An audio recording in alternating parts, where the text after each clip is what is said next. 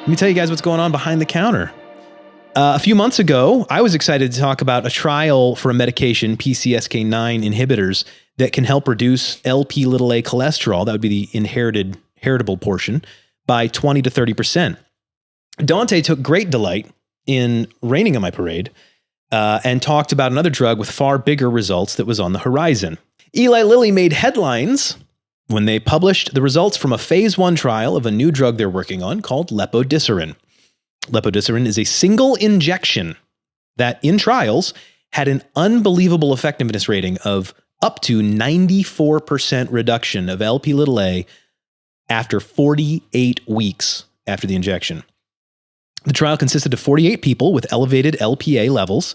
12 were injected with a placebo. The remaining 36 were divided into 6 dosing tiers to see where they should all fall, ranging from 4 milligrams all the way up to 608 milligrams. Lpa levels were then tested periodically throughout the 48 weeks.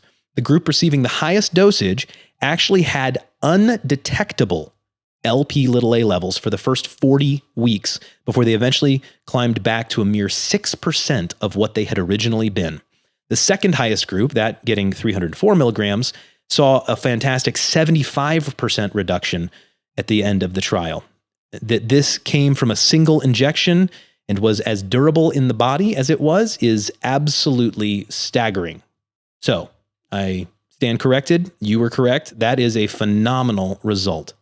No safety issues have shown up during the trial, so Eli Lilly has already proceeded into phase 2 trials, and that should be concluded sometime in October of 2024. Stay tuned. We will definitely have more about that.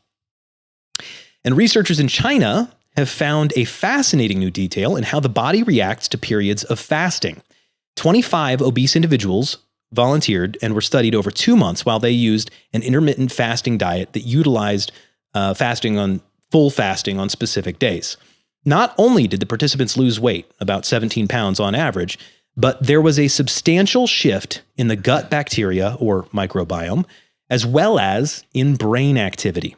Researchers used fMRI scans to spot changes in the brain activity in areas of the brain used to regulate appetite and addiction, and saw a reduction in activity there, meaning the participants felt less compelled to engage in compulsive eating. The bacterial changes were tracked via blood and stool samples, and they also showed marked shifts in specific bacteria strains that were negatively associated with executive function and willpower.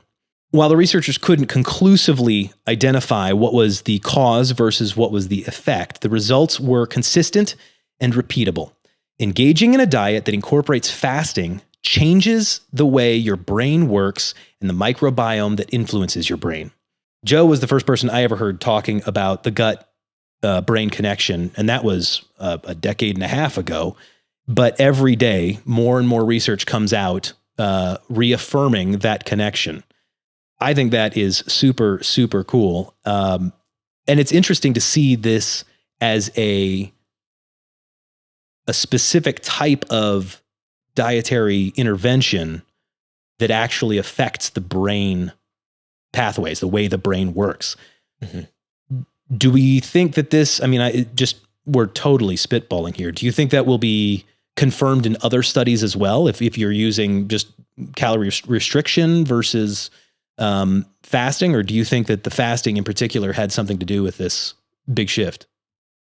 It's hard to say. Yeah. Yeah, it's hard to say. There's tons of fasting research out there at this point, looking at more, more hard outcomes.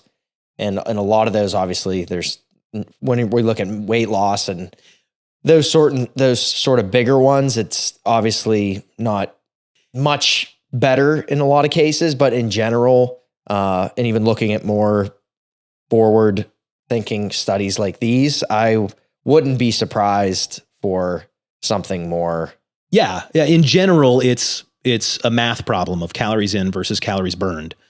But if this has some impact on the way that your brain engages with addictive behavior, mm-hmm. That's really cool. Mm-hmm. That's really neat. There's a lot coming out about, well, as you said, Joe Sr. was hot on the uptake then. Yeah. There's a lot about the gut brain link. Yeah. which is what he used to talk about all the time.